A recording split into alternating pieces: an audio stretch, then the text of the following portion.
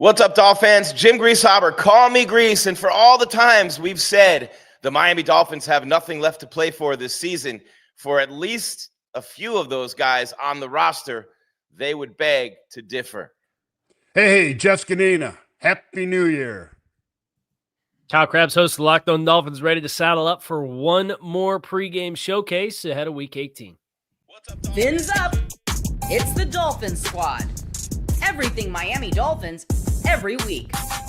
Breaking down all the big hits and game-changing plays from South Beach. The way only the Locked On Podcast Network can. Sunshine, speed, and squad goals. The Dolphins Squad Show starts now. Yes, it does. Week 17, Grease, Z, and Kyle, our last midweek show during the regular season as the Dolphins wrap it up this week in Foxborough against the New England Patriots, who can't stay out of trouble. All kinds of news coming out of New England as the Patriots, with so much to play for, they get a win, and a Denver Broncos loss against an LA Chargers team coming off a bad loss themselves against the Houston Texans, who are red hot, along with the Jags, the two hottest teams in football. So at the top, there's a lot going on and a lot to play for, and the Patriots getting some things happening up there that never would have been tolerated in the Belichick era. No, I'm just kidding. But we'll get to those things in a moment as well. Our Quinstall ball comes out. What does the future look like for Quinn Ewers? What do we know after 2 games? What do we think we know after 2 games would probably be a better question. What do we not know? What do we not know we don't know? I know I'm not going to turn this into the Landmark Forum, but there's a lot of stuff to talk about with the future in regard to Quinn Ewers. And no dub Chubb, Kyle, I want to start here because you know everything, and it's just always great to go to you on anything. And you're familiar with this. And I started our little pre-show conversation, a little production meeting that we had before the show, talking about Bradley Chubb's contract situation and how it relates to the Dolphins and where they finish in terms of scoring, defense. $5 million plus at stake for him. And, of course, you came back at me and said, Grease, it's not only him. There's a couple more guys, too. So when we think there's not a ton of things to play for, there are a lot of dollars at stake for a few of these guys on the Dolphins still. Yeah, you could add up incentive money for guys on the Dolphins defense, and it's close to $8 million in total. That's kind of on the line as far as Bradley Chubb. It's like $5.1 million for a percentage of snaps played and for the sack threshold that he hit this season. But those 2 incentives were qualified with. The Dolphins have to finish top 20 in scoring defense. Right now they're 21st, and they're 2 points worse than Atlanta. So they are right on the doorstep. It's going to be very interesting to watch Atlanta go against New Orleans, and New Orleans has been playing well with Tyler Shuck. There's a couple other teams that are within like 2 touchdowns points, plus or minus for Miami. So their challenge in charge, of course, is they're going up against potentially the league MVP in Drake May. So they have to have a strong showing defensively from a points perspective. Other guys include Rasul Douglas. He's got $250,000 in playtime incentives that needs the same qualifier of being top 20 in scoring defense. Tyrell Dotson's an interesting one. He's got his playtime thresholds, but the stipulation was not scoring defense. It was the team needs to be better in takeaways/interceptions. Well, they have more takeaways this season than they did last year, but they currently have 1 less interception than they had last season. So, he's kind of sitting at this point where he's hit his playtime. He's at 85% of snaps played. I don't know whether that's an either or an or an and. Do they need to be better at both of those things? Is it already achieved because they're better in takeaways, even if they're not better in interceptions? And I think Rasul Douglas has another $500,000 on the line if he can get 2 interceptions, too. So you've got guys like Bradley Chubb, Jordan Brooks, Tyrell Dotson. There's Rasul Douglas, Ashton Davis. I believe Ashton Davis's qualifier was top 25 in scoring defense. So he's already got his $500,000. So there's lots of motivation for these guys to kind of suit up and play hard. A lot of different self-interests, but everybody should be self-interested in playing well on Sunday. Yeah, no doubt, especially against New England on the road. Want to get Z's thoughts on that in just a moment, but today's episode is brought to you by Game Time. Download the Game Time app, create an account, use code LOCKEDONNFL for $20 off your first purchase. And Z, we've talked about this outside of the show and probably a couple times inside the show as well. But man, when you got that kind of money on the line and you know those game checks only come during football season and you know that off season's coming, man, you'd be like a rabid dog out there, brother. Oh, without a doubt. I've been in two situations, my playing and coaching career where, the incentive thing came to fruition. Not for me, of course, but for others. I remember my only year in Atlanta, we had Clay Matthews, Clay Jr., his dad, the old linebacker. He was a D end, and he had an incentive. So we were out there, for sacks because he was playing D end, and his 19th year in the league, and blah blah blah. So we're out there. We were, back then you could hold, so we were doing defensive holding every snap just to get him sacks. And he was clipping off, incentive after incentive after incentive, getting sacks. I think he ended up with 8 sacks that year, 7.5. And I think the last 4 of them were for big money, So we did that. And then the other one, when I was coaching in San Francisco, we're playing the last game against the LA Rams, and, we got a sack on the last play of the game to end the game. And it was Elvis Dumervil. He got his last sack. And John Lynch came up to me and goes, "Hey, man, you just cost me a bunch of money." I said, "Excuse me?"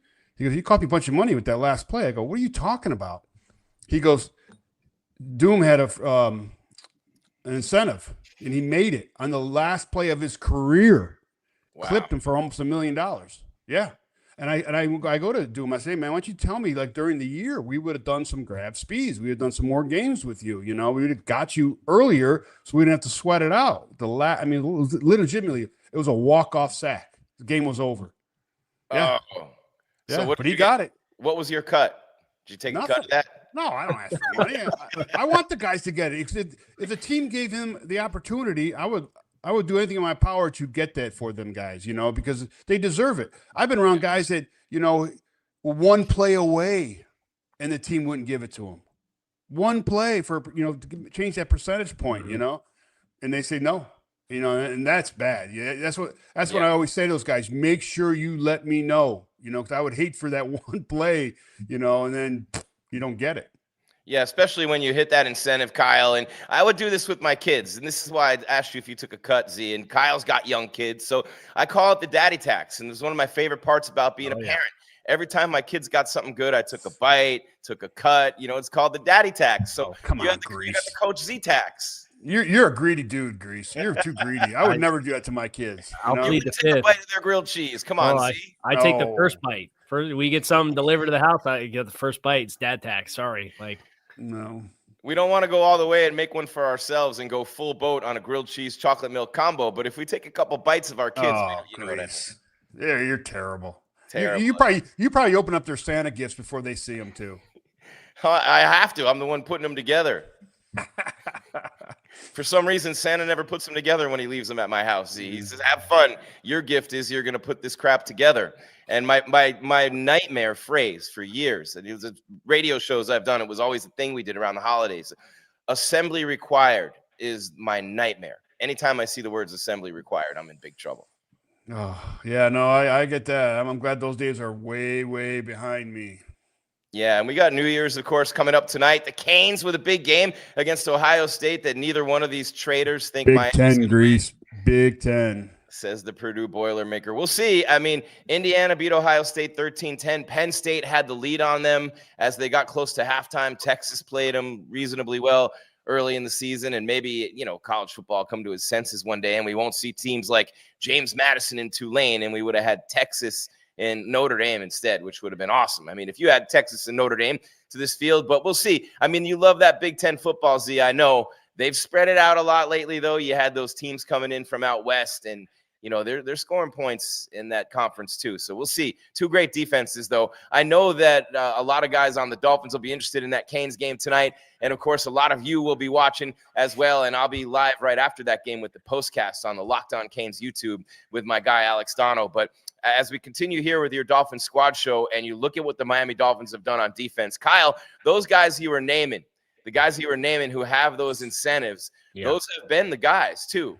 Those are the guys you really want to see get it, because those have been the leaders. Those have been the guys who have been making the plays. You're talking about Dotson. You're talking about Brooks. You're talking about Chubb and what he's done since the trade. and how he's stepped up as a leader. Those are the guys you really want to see get those incentives because they've been the guys making it happen.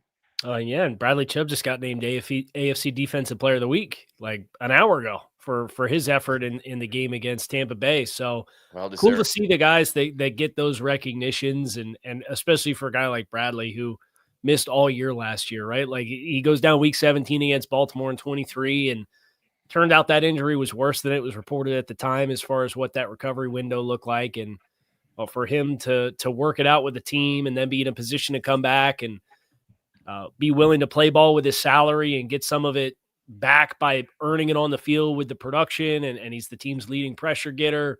I think it's a great story individually for a guy who obviously brings a lot of value to the locker room in the South Florida community. And those are the guys that makes it really easy to root for them and hope that they do end up being successful.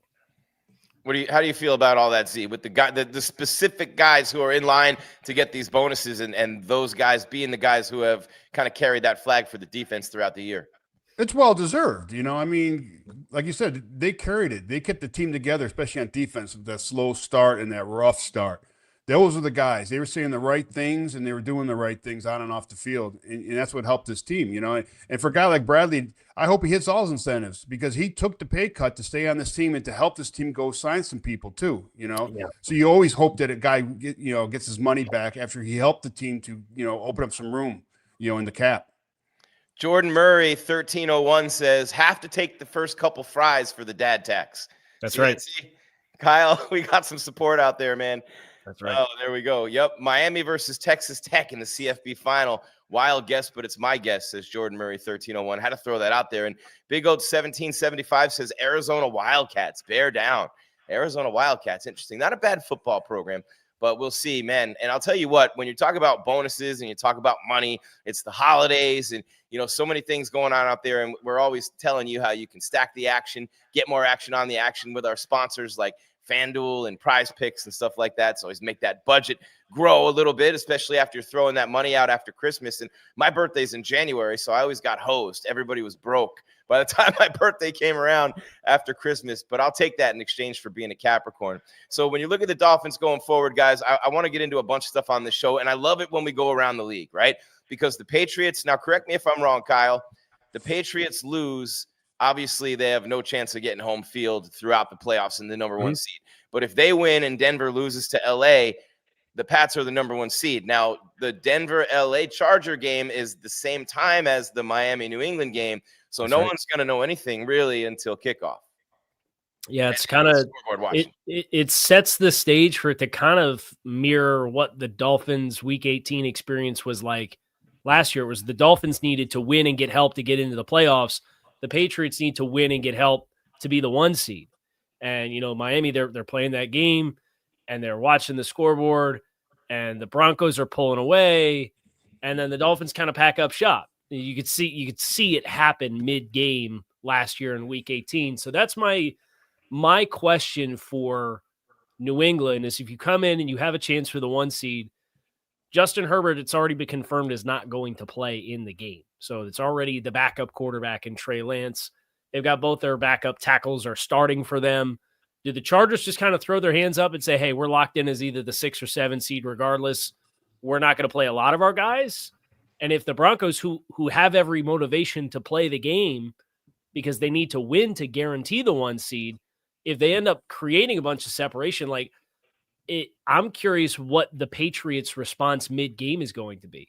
Like if you look up and it's late in the first half and the Broncos are up 20-0 or 24-7, do the Patriots come out in the second half and they start selectively making sure they're not putting their guys in harm's way if it becomes apparent they have to play next weekend? I think it's an interesting subplot to the game. Now, they could theoretically be passed by Jacksonville for the 2 seed and then end up as the 3 if they lose to Miami. So maybe they don't consciously make that decision, but I do think the human element of they've won 13 games. They have a home playoff game. They're playing for the 1. If it becomes out of reach throughout the game, I think that's a nice test for Mike Vrabel and his team to see how well they keep them focused on that. If they decide that it matters to them to be the 2, or if they decide, we're not going to put guys out there in harm's way if we realize we're not going to get the number 1 seed. And you think about that number 2 seed for New England going against the Jacksonville team right now. And you mentioned that Jacksonville has that tiebreaker, Kyle, but Jacksonville plays the worst team in the league, by the way, the Titans. And Cam Ward, shout out to Cam Ward, former number 1 pick, the Miami Hurricane. But they play Tennessee. And they have Houston breathing down their neck too, Z. So Jacksonville needs to win that division. Both those teams are in the playoffs, but the division's still at stake. So every single domino that falls here just tells me and speaks to the Patriots having every reason to go full on, all out for the entire game. And we talked about the players who have a little bit extra to play for, Z. As a team, nothing would be sweeter, aside from obviously a winning season and doing great yourself and going to the playoffs, than knocking the Patriots out of that 1 seed or even the 2 seed. Well, yeah, but I think, and kind of knowing Mike, personally and everything over the years of playing against him and being friends, I think he's going to go for the win. I think he's going to keep those guys in there until he knows that, he's got the win. Because he does not. Vrabel, right?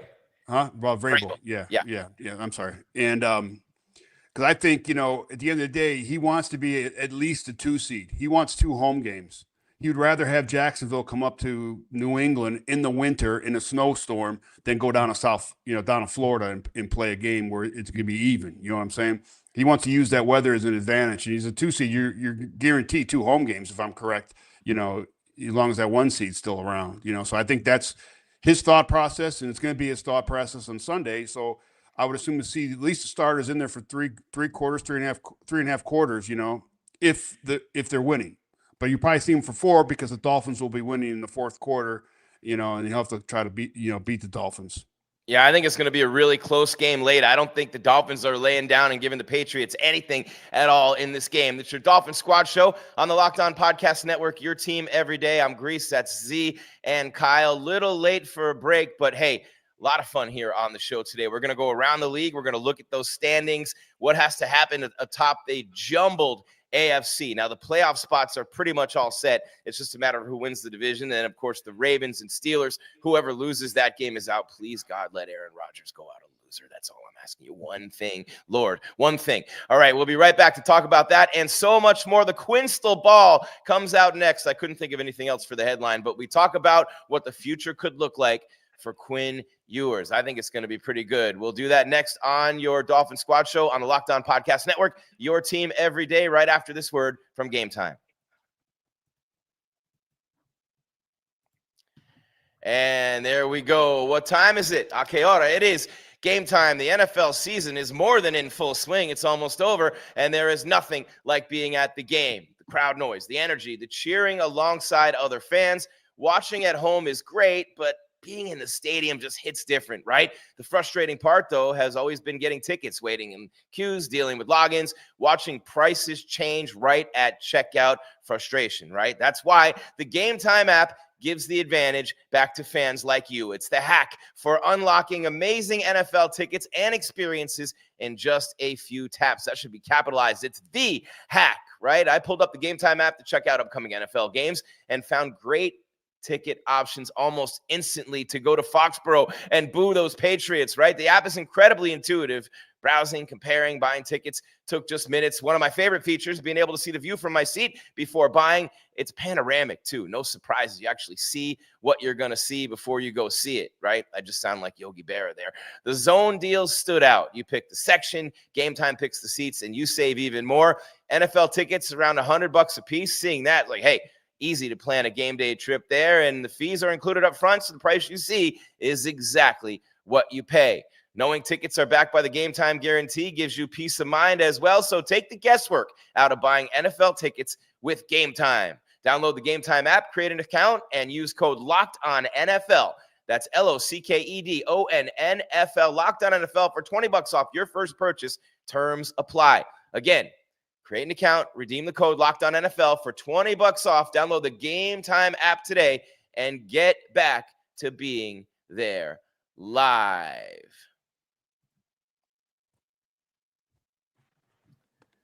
All right, there we go, guys. And Z, Kyle, I want to say before we wrap this up, and we got plenty of time left in the show, but before I wrap up what I'm talking about in the spot, which is being there live, right? Being a kid, you had to get the tickets mailed to you. And then for weeks before the game, your parents are going, don't let anything happen to the tickets. Where are the tickets? Are they in the drawer? Where's the tickets? And my dad would put them on the visor of the car. And then I moved them one time. And I remember there's this big one thing all over the place. We're looking for tickets. I got my ass whooped that day because I lost the NFL tickets. And, you know, my dad took me to a lot of games as a kid. You're either waiting in line. I mean, the experience has gotten so much better over the years because of, obviously, people like the folks at Game Time. Huge game for the Canes tonight. This is why I need big money, guys, so I can travel with my teams around the country. Miami's path, Texas A&M, at Texas A&M. They beat Ohio State in Jerry's World, Cowboy Stadium. Week number 2, you go to Dallas, right? Win that. It's Fiesta Bowl in Glendale, Arizona. Beautiful weather this time of year. Then they win that, and they're back home in Miami at Hard Rock Stadium playing for the chip. And you're on Game Time getting tickets for all of them. But what this really is about for me, and I want to get real quick, you guys, right? Your first experiences going to NFL games, because the Dolphins going to Foxborough this week, where there were no Patriots fans before Brady and Belichick, maybe a little bit with Bledsoe when they went to the Super Bowl. But I used to go every year, guys, to Sullivan Stadium to watch the Miami Dolphins play the New England Patriots. And the reason was my stepfather and stepbrothers had all lived in Miami. My stepbrothers were born in Miami during the Zonka kick days, the undefeated team, house full of Dolphins, right? And so every year I'd go up and see my favorite player to ever lace up a pair of cleats on an NFL field, Dan Marino. Every year, Marino would struggle against New England in that weather. Every year there'd be some crap like the snowplow game or rain for 4 days first. And, you know, it was always a lot of fun going up there. And every year I just looked forward to it. And with the Dolphins going up there this week, Z, and having just done that Game Time commercial, it made me kind of nostalgic and made me reminisce of all those games as a kid going to see the Dolphins against New England in the old Sullivan Stadium with metal bleachers when it was like -10. Yeah, no, I mean, I remember going to Soldiers Field back when, a long time ago, when the north end zone was scaffolding. And that's where my dad's seats were. My dad had 4 season tickets, and there'd be 5 of us going to the game with 4 seats. So we had a friend, my dad's friend worked for the park district. He'd sneak me in because I was the youngest. It was my 2 cousins, my uncle, and my dad. And he'd sneak me in, and I had to sit there and be like halfway in the aisle, halfway in the seats, sharing a seat with my cousin. And we're all big kids, and it ain't no sharing seats, you know, when you're a bunch of little fat kids, you know. So it was great though. We get our, you know, my dad would get us peanuts, we'd get our hot dogs, you know, and it was great, you know. But again, the scaffolding, and then it started rocking, you know, because it was not permanent stands, you know. The whole north end zone would be rocking the whole game, and you think you're going to fall through. I mean, this it was is like the Ditka years, right? Ditka, Walter Payton, 85 Bears. Yeah. Yeah. Oh, yeah. Yeah. Even before that, it was, you know, scaffolding. When the 85 Bears were going, that's when they finally made it cement down there in the north end zone. But this is before that, you know. It was unbelievable. I was there for the Fog game, you know, when they played Philly in the playoffs, I think it was, you know, when that Fog came in off the South. I don't know if you guys remember that game. Yeah. You couldn't even see it. I was there at that game. We left it in the second quarter because you couldn't see the field. And we were in row 20 in the north end zone. You couldn't see the field. So Dad's like, let's go. So we left. It wasn't on the way home. It was unbelievable, you know, back in the days, you know. So, yeah, it was I can remember those days clearly. And that's how I grew up, you know, being a Bears fan. Soldier Field. What about you, Kyle? You're muted.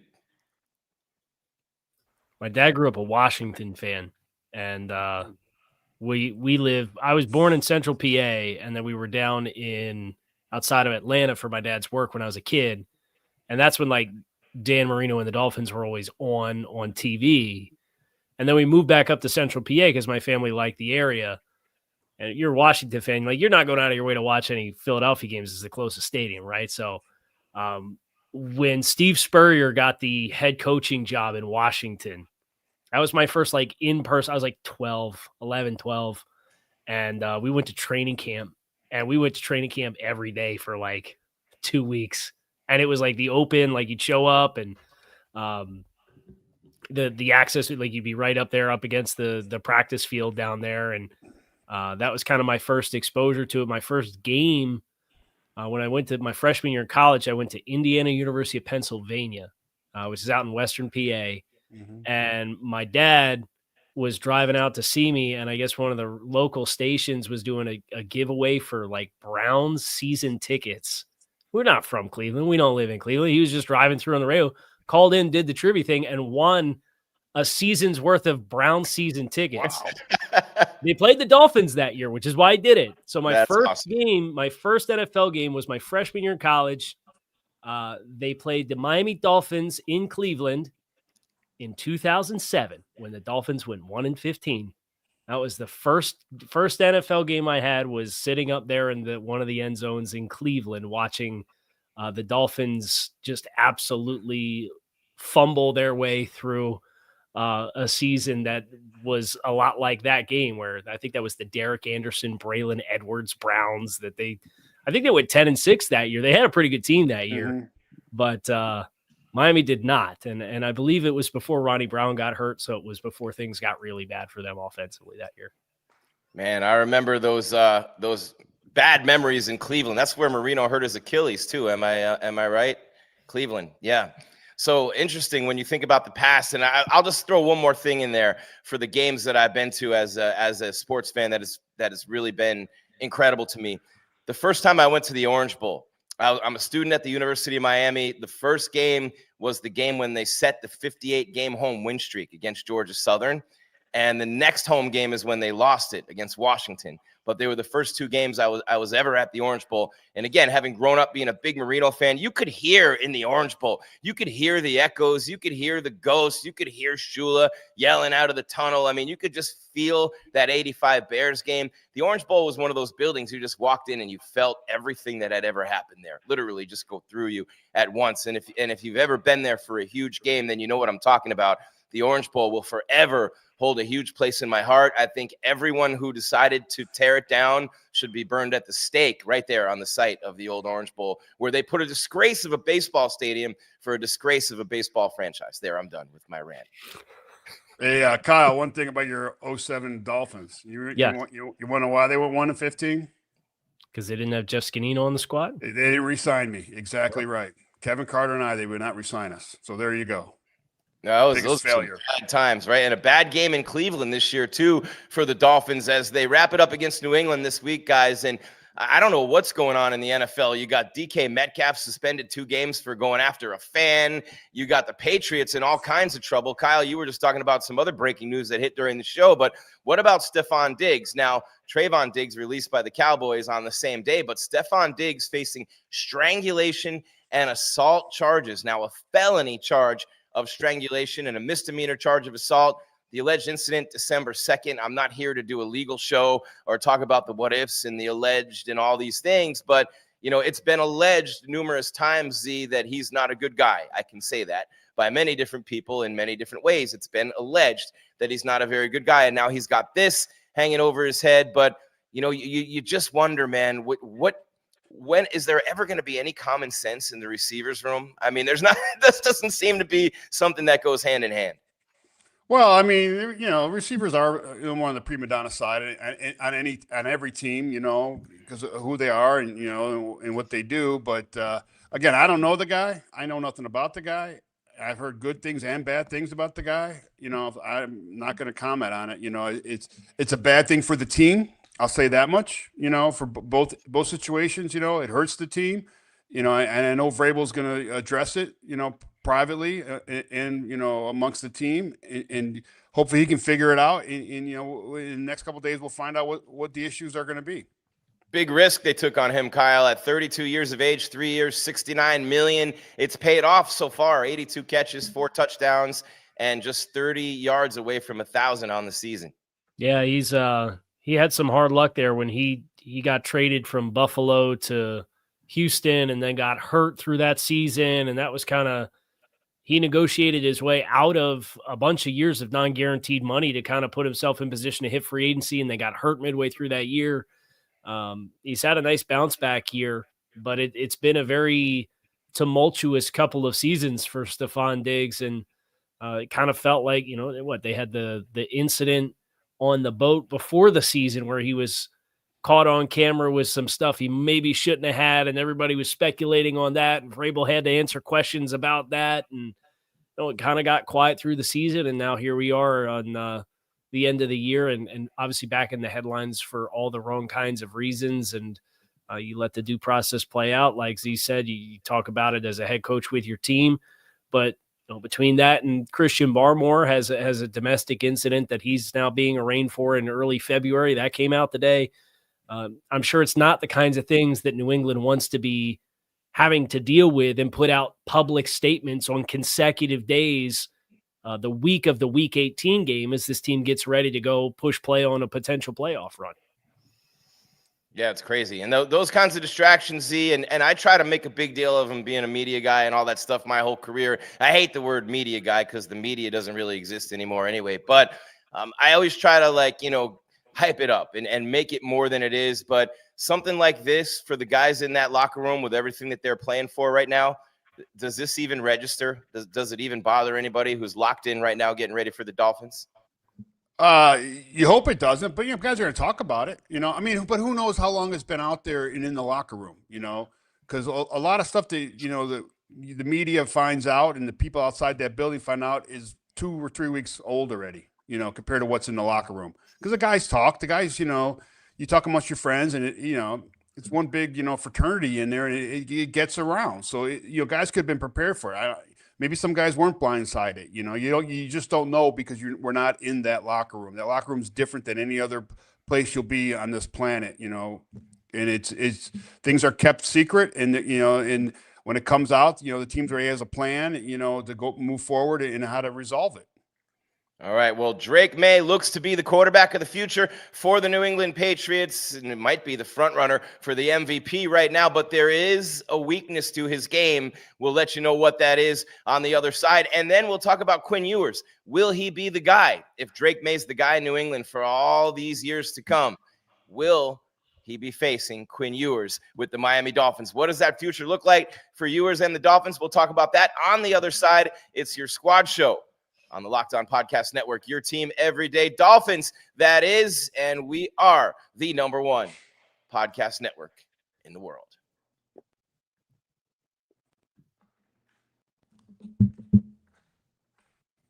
And we are back just like that on the YouTube side. Don't forget, we are live on YouTube every Wednesday at noon Eastern, and then, of course, right after every game. And then when the season's over, which it will be after this week, we'll have 2 episodes per week. We'll let you know when those days and times will be, and we'll try to keep and every single week do them on the exact same days at the exact same times. And, of course, Kyle has all that wonderful content for you as well on your Locked On Dolphins podcast. And, again, all these shows, we're live on YouTube. Then we upload, you download. Maybe you're listening to us on Spotify or Apple or iHeart, Stitcher, Podbean, wherever you get the audio version of your podcast. And if you're watching on Roku, smart TV for smart people. You down with OTT? Yeah, you know me. All right, guys, so Quinn Ewers, the future, man. When you were looking into a TV 20 years ago, I try to tell my kids, if you had a crystal ball, you'd see HD TV and you'd see millions of channels and you'd see streaming through a TV. And then you could do it through this thing called a cell phone and stream that to your TV if you had the crystal ball. And, of course, if we had crystal balls, we'd be gazillionaires. But one area where it's been something that I pride myself in is recognizing talent before that talent becomes what that talent becomes. And I've always been able to pick the guy who's about to have the breakout year or the guy who's going to be the best quarterback in the draft. I've always been good at picking those guys. And when I looked at Quinn Ewers coming out of the University of Texas, Kyle, I'll start with you on this. He was the #1 recruit in the country coming out of high school, went to Ohio State. Things didn't end up working out there, ends up at Texas. But the thing that Ewers has going for him, having been the #1 recruit in the country, nothing fazed him. Then he plays at Texas. He's playing in that conference, playing the biggest games, the biggest teams under the biggest spotlight, championships, all kinds of things like that. So those things don't faze him. So when Ewers came in for them to hand him the keys ahead of Zach Wilson, and we talked about the financial ramifications, but I actually think that with everything on the line, it's because they believed Ewers was better. 2 games in, arm strength, big upgrade. I read a stat, and I'm probably going to screw this up, Kyle, but I want to start with you on this. The number of attempts and completions down the field, 10 yards plus, right? Both of Ewers' touchdown passes were more than 10 yards. I think I'm saying this correctly. And that's the first time that's happened for a Dolphins quarterback in 3 years. to have 2 touchdown passes in a game that were both longer than 10 yards. So you start to see down the field open up more with Ewers with the arm strength. We know the bravado's there. We know the confidence is there. So let's get into it, Kyle. Let's get into Quinn Ewers' performance in these 2 games and what you've seen so far and how that relates to the future moving forward. Yeah, I think the biggest difference between him and Tua right now for me is kind of there's a twitchiness about Quinn, a quickness in the way in which the release happens. And when we get off our first spot, or if I have to kind of snap and react to throw, how many times did we get this season Tua kind of flushed off his spot and he's extending a play and you're like, all right, just throw it away. Right. And then like he makes the decision to throw it away, but he makes it late and he can't even get the ball out of his grasp. And we're taking sacks that are avoidable negative plays. And, Quinn took 2 sacks in the game against Tampa Bay.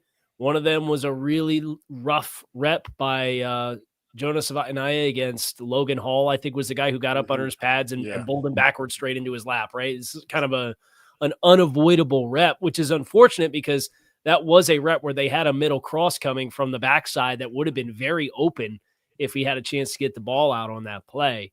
So I think that's the biggest thing for Quinn is like the release and he's a lot lighter on his feet than what Tua feels like right now. I would agree the arm strength is more prolific as far as kind of a flip of the wrist. I think Quinn doesn't do himself some favors sometimes he knows he's got arm talent and he kind of just relies on it to put some throws out there where I think some of the inaccuracies of when we're trying to push the ball outside the numbers, if we're not just flipping the wrist, if we're getting our feet in the ground and we're going through the mechanics, I think that's where he's a little bit less consistent, but he can make up for it because of the arm strength that he does have and how you ride that lightning with being a guy that's a gifted thrower and then choosing when to implement it is a thing he's going to have to continue to feel his way through as he gets more playing time. Z, he's 1-1 as a starter, had his first couple of touchdown passes this last game, 2 interceptions the week before, obviously, and that's not a good thing for Quinn Ewers, but obviously you saw the improvement from game 1 to game 2. You've seen the team respond to him. You've heard and read what his teammates have said about him, all really good things after the fact. And then obviously with Mike McDaniel saying the things he said, do you think it's too early to tell whether or not the Dolphins have their quarterback of the future? Yeah, I do. And I touched on it before, there's not a lot of pressure on him right now. Yeah, he's got some pressure because it's an NFL game and, it's new and everything. But still, he can go out there and it's not a win or lose situation. It really isn't because we're out of the playoffs. Now, if we're still in the playoff hunt and he's out there, and trying to get some stuff done, then it's a little different because it's a different heater. It is so much different when something's on the line and you're out there as a player. Trust me, I've gone through it, and it's different. It's big time different. Now this week is going to be a good challenge because we're going against a good defense and a good offense and a well-coached team in all 3 phases. And, it's going to be interesting to see what he does this week because there'll be a little bit more pressure this week than he's had, different than preseason and the last 2 games. This is a little different now, especially a team that's got something to play for. They're going to be coming after him. Road game, his first road start, Kyle. There's a lot of things that could go wrong for Quinn Ewers, but what could go right is you beat the Patriots in this game on the road, and you endear yourself to a fan base instantly as QB1, and you have so much to build upon headed toward next season. We've talked about how well the Dolphins play New England there. It doesn't really matter where the game is. The first matchup between these 2 teams this season really decided by a special teams kick return touchdown by New England. And I want to throw 2 more things out there. Number 1, Kyle, is the New England Patriots by far played the worst schedule in the National Football League. And by worst, I mean worst record amongst opponents. And it wasn't even close. By far the worst level of opponent for the Patriots, who were so bad last year. Big reason why they are where they are right now and playing for what they're playing for. Denver, too, for that matter. Their schedule was pretty favorable. But when I look at Drake May, if you're looking for anything with him, Kyle, and this is something that I don't see with Quinn Ewers, and it's something that I think will really rear its ugly head in the playoffs, and I don't think New England's going anywhere. This might be a big reason why. When you get Drake May off his first read, the reason he's been able to, one of the reasons he's had so much success as a young QB, he's so good against the blitz, right? When young QBs are great, Z, right? You know, even Manning when he was young, Marino, you just could not blitz them even at a very young age. And that's kind of how Drake May is. Like, he'll kill you when you blitz him. But if you take him off his first read, Kyle, a big difference in Drake May's performance from that first read to that second read. Huge. I think that some of that's too with the system that Josh McDaniels runs. And, you know, there's a lot to that. You know, I remember hearing when it was Jacoby Brissett, Jimmy Garoppolo were the quarterbacks in New England behind Tom Brady. And they would talk about, you know, they talked about how they wouldn't even talk to Josh McDaniels about the offense because Brady and McDaniels with so much time on task, it was almost like they were speaking their own language. And then like the quarterbacks coach, I think it was Chad O'Shea was the quarterbacks coach there. He kind of helped those guys learn the basic bones of the offense. So the McDaniel system, it gives you control at the line of scrimmage. It gives you a lot of access to eligibles in all areas of the field. And just when your process is sped up, I think he'll continue to get better at that. But you could tell this is not a training wheels offense. And you know, they've really found something as of late with some of the explosive plays on the ground with the explosive runs. Travion Henderson, I think, is tied for the most 50-plus yard touchdown runs in a season, and he's a rookie. They have some things that they can lean on, but I agree with you. There's going to come a point where Drake May is going to have to put the cape on, and what he does in that moment in the playoffs against the best of competition is going to define what New England's postseason run looks like. Z, this guy, no one saw this coming, man. No one saw this coming with Drake May and the Patriots. One of the reasons I love this league so much, right? The parity, they get a crappy schedule. That's not what I love. That's the part that I love. But the part that I love is you can be down and out one year and really competitive the next. And the bandwagon completely emptied out. I teased the Patriots fans or who was left of them once Brady went to Tampa. I've always liked two teams. I'm a Tom Brady fan. No, you just jumped off the bandwagon. But before the season started, Z, Drake May was plus 5,000 to win the MVP. After his week 17 performance, I guess this is week 18. Sorry, guys, my bad. After his week 17 performance, he's minus 400 to minus 500, Z. What a turnaround. What a year. But nobody before the season saw this coming with Drake May and the New England Patriots.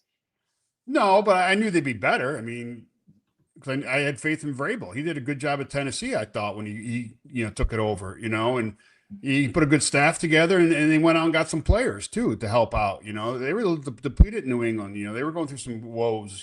Going through two head coach. Going off to Belichick, the next guy, to Vrabel. So, I didn't think they were going to be this good. I thought they'd be competitive. At least for the first part of the season, like most teams are when they get a new head coach. And I thought, it turned out to be a good season for them, But again, like you just said, we get to the playoffs now with this young kid. We're going to see what he is because he's going to run through some good defenses now because, the AFC's got some good defenses between, Denver, Jacksonville, Houston. Those dudes are pretty good, So we're going to see what he's made of. That's for dang sure. And imagine, Kyle, if the Dolphins are able to get this win, they spoil New England in the standings and cost them the number 1 seed. They cost Drake May the MVP, and Quinn Ewers, the guy who can make all that happen. This is a huge game for his future. I don't want to put it all on one game, but he's 1-1 as a starter. He's shown some things, some flashes. I don't think he's shown enough to make the quarterback position any less of a concern for this team moving forward, Kyle. But a big win in a game like this with those ramifications and sticking it to New England and Drake May would go a long way, like I said, with the fan base. But with the organization, his confidence on the road, like Z said, in that environment against that team that's playing for so much. Now, you don't have the pressure of things that you're playing for. You can play loose and free because you're not playing for anything, but it's still hostile environment, the premier franchise in the National Football League, Chiefs notwithstanding, Patriots, Chiefs, whatever, on the road this time of year that they've owned for so long. So many things to gain for Quinn Ewers with really not all that much to lose. Yeah, and I think the evaluation piece of it I'm most interested in for Quinn is you go back to something Quinn when he went on with John Gruden for the QB camp. They talked about Quinn Ewers in big games, and Quinn said, "I wish every game was a big game," and talked about how it's the best, being your best when your best is required. And Okay, your road game against New England, against the 13-3 New England Patriots, I think it's a great chance to kind of see, okay, Quinn, like, there's a little bit more on the table here. There's a little bit more adversity in your face. This is a little bit step up in the way of competition from what the last 2 games have been. What do you got? And, I don't think there's anything Quinn Ewers could do that I could say next Monday, Dolphins don't need to do anything at quarterback because they got Quinn Ewers on the roster, right? But at the same time, I do agree that with a strong performance, and if you lead the team to win and the team wins because you do some things that help directly win the game, and whether that's a fourth quarter comeback or a game-winning drive or whatever it is, I think you can say, I feel good about that being a piece of a collective room that we're going to let compete and then feel like we're going to have a chance to win football games next year with this great changeup that this position room has been given because of the regression and now the team's presumed intent with Tua Tagovailoa.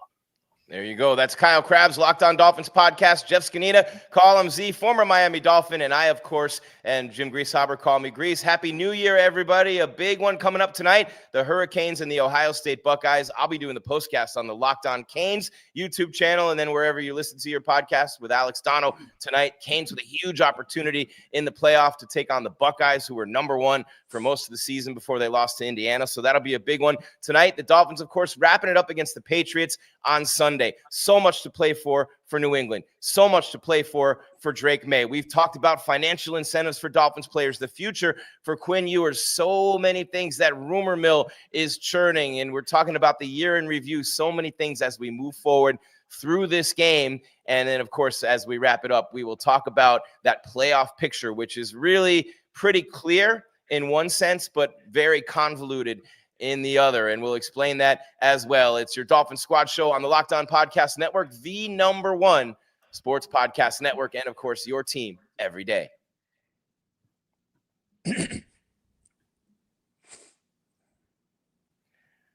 That was fast, guys. So stop me when you hear a great team, okay? I'm going to read you some teams here, and stop me when you hear a great one or even a very good one. Jets, Giants, Bengals, Jets, Ravens, Buccaneers, Falcons, Browns, Titans, Saints, Panthers, Dolphins, and Bills. Do you know what all those teams? Nobody stopped me, by the way, so you didn't hear the name of a very good or a great team. Reading off the Patriots wins this season. Patriots win. See, you can't put anything over on Kyle Z. He's too good. I knew you were going to. Yeah. Well, but here's the thing. They played 14 of the same games that the Dolphins did this season. Yeah, they did. The difference was they played the Giants instead of the Commanders, and both Miami and New England won those respective games. They both played the Dolphins played the who was the South team? The Colts, and the Patriots beat the Titans. That's a game that ended up being different for each respective team. And then the other uncommon opponent was it the South team where the Patriots played the Raiders in week 1 and lost. Yeah. So for the schedule thing, it is funny to look at what the uncommon opponents were. And like New England didn't get any extra help by having the last place schedule because Miami technically went 1-2 and the Patriots went 1-2 in those 3 uncommon opponents. Yeah, you're right about that. It's interesting, too, when you look at the common opponents and you look at the year that the Dolphins have had and the teams that they've beaten and a couple of teams that they lost to, like Cleveland, where you're just scratching your head and you're going, what in the world happened in that game? But so much to play for in terms of knocking New England off this all of a sudden lofty perch. And I believe next year they'll come crashing down to earth. That's why I rattled off those teams, guys.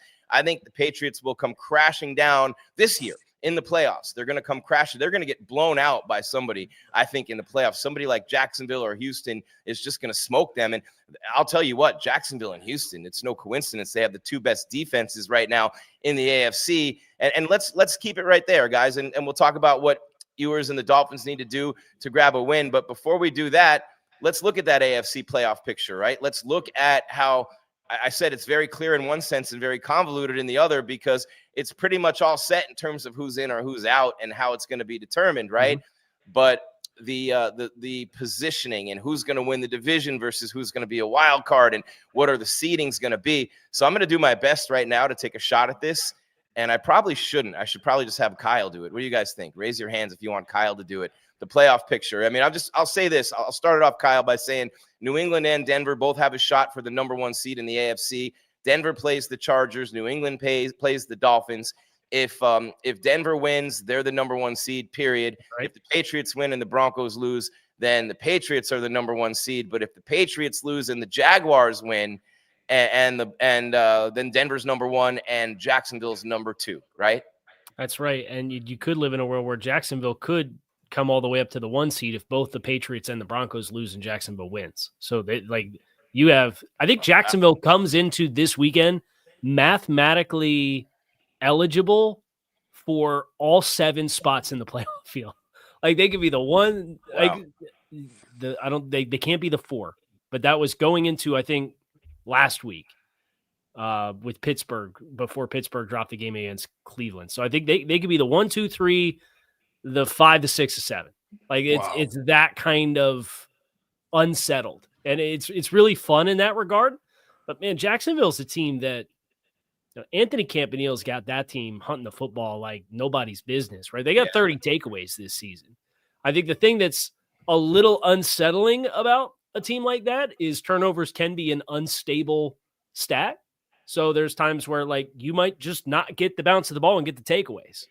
But there's so many games that Jacksonville has played this season where they've got 4, 3, 3. Like the first 4 games of the season, they had at least 3 takeaways in every single one of those games. They have multiple takeaways in each of the last 5 games, including 2 of those games they have 3 takeaways in.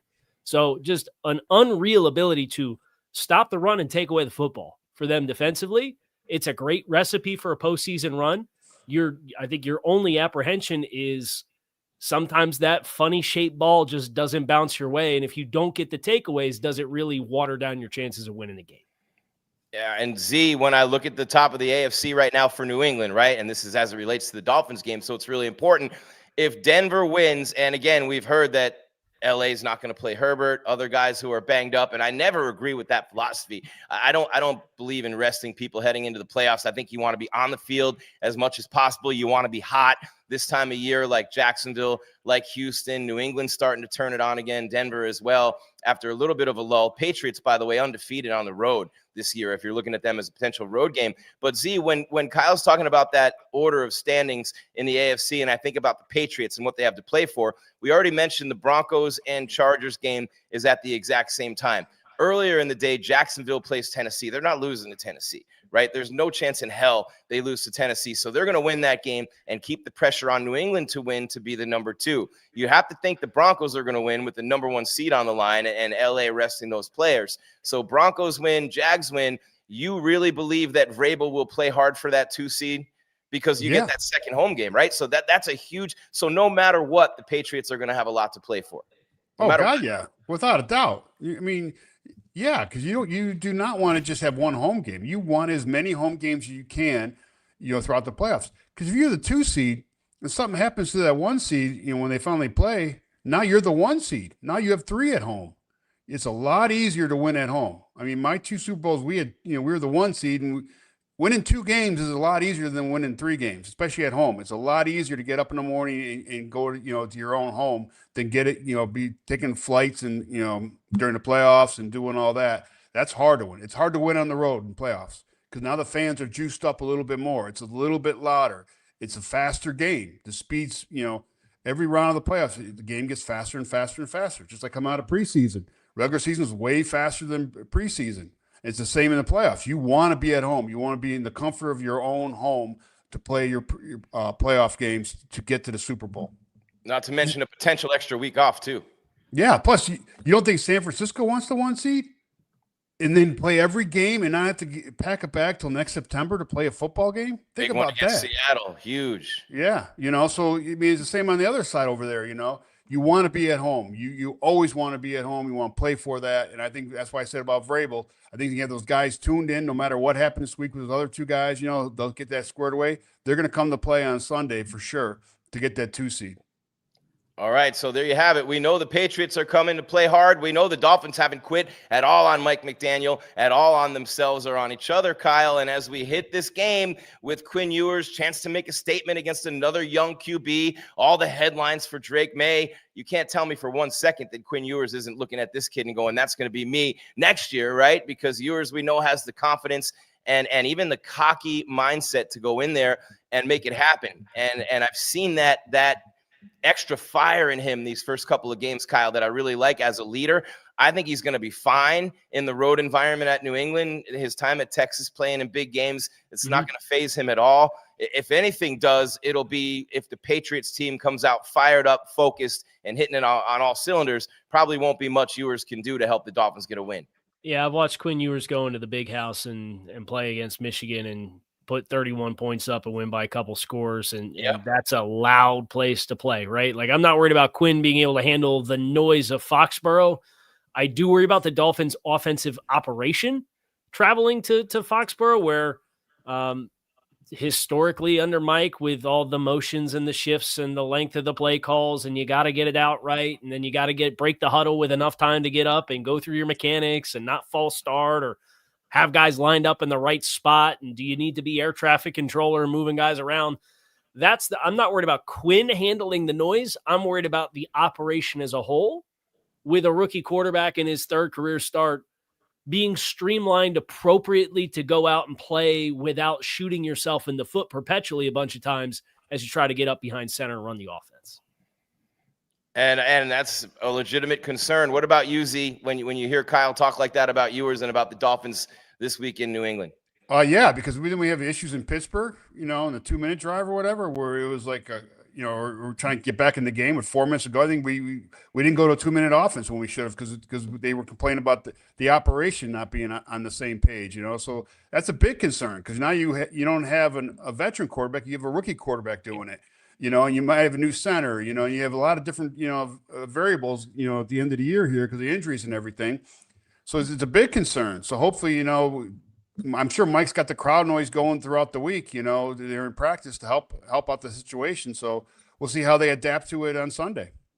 It's going to be a lot of fun for sure to see what Quinn Ewers is made of in that environment, because they've done a lot to protect him and they've done a lot to help him early on in his tenure, Kyle, right? You've seen a lot of those quick hitting plays from Mike. You've seen a lot of use of both running backs. We can see that Ewers loves the tight end position. And by the way, how about the tight end spot for the Dolphins, Kyle? How about a position that we weren't sure about at all coming into the season, now turning into a position of strength for Miami, just in time for the young rookie quarterback to come in and have that safety blanket? I know that helps him a lot too.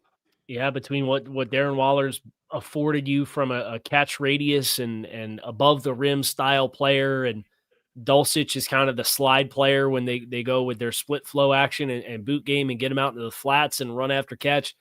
I mean, Greg Dulcich is like top 15 in the NFL in receiving yards since he started playing in Miami midseason. He took his first snaps against Atlanta. He caught his first ball against the Ravens.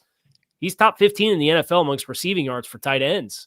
So the production there has been a really nice surprise for a guy who can get the ball in his hands, and obviously had a great touchdown reception against Tampa Bay, running that mid cross that went right behind the linebacker with the split safeties that Quinn dropped it right down the line on the hash. And Greg takes a great route to kind of get through the hook defender and gets up over top of the linebacker and doesn't break stride. That was in the middle of the field. And reps like that, when they really space the field with their eligibles and they take their 5 and they get them out and they force defenders to cover the full width, I think that's when you can still see the dangerous elements of a Waller, of a Dulcich, of a Waddle with an Achane. Those guys can still be an athletic problem despite the fact that you don't have Tyreek. I just think there's kind of a balance of what do we want our run game menu to look like? How much do we want to spread the field versus run the condensed formations because of the pros and cons of what that can present from a run game threat? So they kind of have this tightrope to continue to walk. But when you really watch them, if they go empty or they go 5 wide or they kind of spread and force you to defend the full width of the field, you can see these guys can still hoof it a little bit. And these big body tight ends can be a nice little complement to what their bread and butter is. We'll get Kyle's thoughts on the outcome of the game in just a moment. But Z, how about the first time these teams played this season? All the way back. And you think about it, it was week 2. It was Tua's best game of the season, his only 300-yard game of the season. Tua balled out in that game, and it was a 90-yard kickoff return that lifted New England. Remember, Miami had scored on a punt. The Patriots scored on a kick return right after, and they beat Miami 33-27. Z, it was week 2 of this season. Guess what else it was? It doesn't seem possible given the year that they've had, and it seems like he's been there forever. But Z, that game was Mike Vrabel's first win as head coach of the New England Patriots, and now he's playing for a number 1 seed with a potential MVP in a second-year quarterback, who, by the way, accounted for 3 touchdowns in that game we were just talking about, Drake May.